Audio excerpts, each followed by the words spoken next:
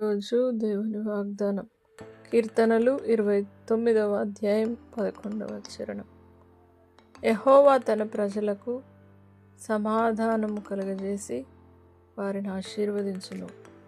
నా ప్రియ సహోదరి సహోదరులారా, దేవుడి రోజు మీతో వాగ్దానం చేస్తూ ఉన్నాడు.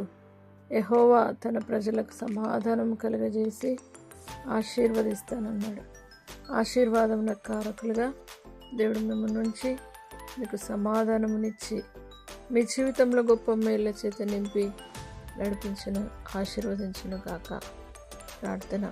పరిశుద్ధుడా, నమ్మదగిన దేవా, ఎంతమంది అయితే సమాధానం లేక ఆశీర్వాదము దొంగిలించబడిన స్థితిలో, ఆశీర్వాదం లేని స్థితిలో, లేమిలో, కొరతలో, ఆర్థిక ఇబ్బందుల్లో సమాధానమును కోల్పోయిన పరిస్థితిలో ఉన్నట్లయితే ఇప్పుడే దేవా, నీ ప్రజలకు సమాధానమును అనుగ్రహించి ఆశీర్వదించి బలపరచగలరని నజరేయుడైన యేసు నామమును బట్టి అడిగి వేడుకుంటున్నాము తండ్రి. ఆమేన్. దేవుడు మిమ్మును దీవించును గాక.